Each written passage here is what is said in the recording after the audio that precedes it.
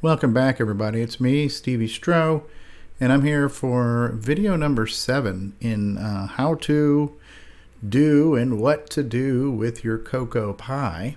And I'm going to call this video Tuning, Tweaks, and Troubleshooting. And here's a few things you can do just to kind of personalize, localize your Pi, as well as possibly address some issues, because I've seen a few comments in a few places about some people not getting the audio they were expecting. So here we are looking at the Pi. Number one, the fact that you see OVCC here on the desktop, just pretend it's not there. So OVCC was thrown in here as kind of a bonus thing for those who kind of want to play with it. But OVCC currently is not what this platform is based around for doing things. Everything you want to do from your menu. So you want to open a terminal prompt, you want to type in the word menu, and when you want to fire up a Cocoa 2, you go to the Cocoa 2 menu. The whole purpose of this project and these menus is to make everything user-friendly. So if I want to fire up a stock Cocoa 2 with Disk Basic and nothing else, I just choose this option here, and then boom, here's my Cocoa 2. You don't necessarily need to know what emulator this is running on. The whole purpose of this is to make this really abstracted from the end user. You don't need to be focused on what emulator am I using, what version of the emulator am I using, what ROMs am I running.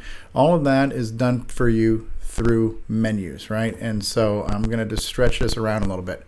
What I'm not doing right now is I'm not trying to do the Alt-Enter to make this full screen, because I am running this through a capture device that will freak out if the screen changes. So I have to keep everything how it is. But the whole idea here is to fire up a Cocoa is you go to your menu, you choose the Cocoa 1, 2, or 3, MC10 or Dragon, and then you choose the version of that machine you want to run and you hit enter. So don't try to boot OVCC from the desktop.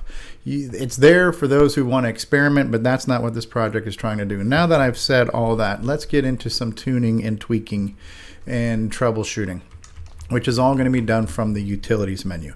A couple things I want to do here is all going to be done by going to the Cocoa Pi administration menu, which is option number 2 off of the utilities menu, and then I'm going to go down here to the Raspi config script and hit enter. This is the place that we went to when we had to expand our file system. You're always going to get a warning that things you do here can screw up your machine if you don't know what you're doing, but we're going to say F it and we're going to hit OK. Before we get into the advanced options, I want to go into system options, and there's a few things here I want to do. Specifically, I want to look at audio. Because the Cocoa Pi has audio available through a headphone jack and audio out from HDMI, let's make sure we are telling it to output to HDMI. That will solve some of your issues. We don't necessarily need to mess with these type things, display options, other options, but I do want to look at localization options, because this is where you can change your region, what part of the world you're in, and your time zone as well. So when I go to localization options, the first thing I want to do is I want to set my locale. And by setting your locale, it's telling the system where in the world you are. Because I happen to be in the United States, and the United States primarily speaks English, you look under EN for English. Then you notice we got AU for Australian, that's where they say crikey.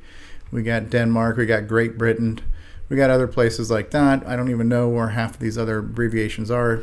SC, I take it, is not South Carolina. But here I'm going to just default to my English United States. The second option is kind of already highlighted, so I'm going to assume that's the one I need. I'm going to hit OK.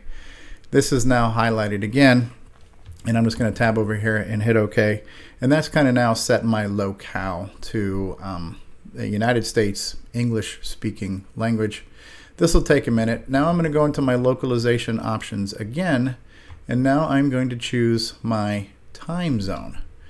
And now this is first you tell it your country. In my case, America, and then you find the city closest to your time zone. You know, hopefully you guys know if you're in the Eastern Central time zone. In my case here, I'm in Florida, I'm on the East Coast. The city closest to that in the East Coast would be New York.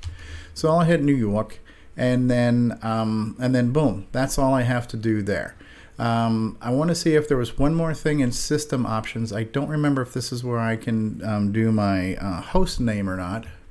And this is where you can change your host name. And the reason why I'm doing this is twofold, because number one, I have multiple Pis that will be on my home network. I'm not bragging, I'm just saying. And then number two, this is how you'll address your Raspberry Pi through your home network. And this is how you can add content through the network. And so the default name, when you hit enter here, is just Raspberry Pi. So if you end up having more of one of these on your home network, it's going to be kind of confusing. So since this one is my Pi 4, I'm just going to change its host name to Pi 4. I'm going to hit OK. And then I'm going to go down here. Before I finish everything else, I want to look for one more thing under advanced options.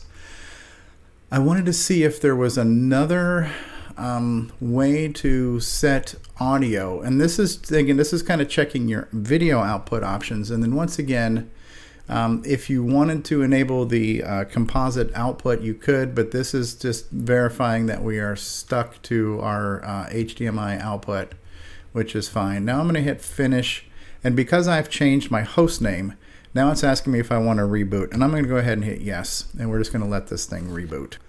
All right, so we've booted back up. And the one thing I want to look at here right now is that now my time is showing correctly, although it's in military time. For me, it's right now 6:35 p.m. Florida time, and this is showing 18:35. So the time zone is correct because I've set my region and I've set my time zone. So now the time on my Raspberry Pi operating system is up to date. Now, why did I bother changing my host name? Well, because this is something I'm going to cover in part 8 when it comes to loading software, but this is where I can now browse to my Raspberry Pi through my home network. So I called my computer Pi 4. So when you do your double back whack Pi 4 in your browsing thing here, and I go to share one, so this is extremely hard to figure out for hackers, but the username is Pi, and the password is Raspberry, R-A-S-P-B-E-R-R-Y. I will show that to you right here, Raspberry. And then I'm going to say, remember these credentials, and I'm going to hit OK. And now this is the shared folder on the Raspberry Pi where you can get to things through the network. Now notice there's an SDC folder in here. And this is where the Coco SDC library can be downloaded.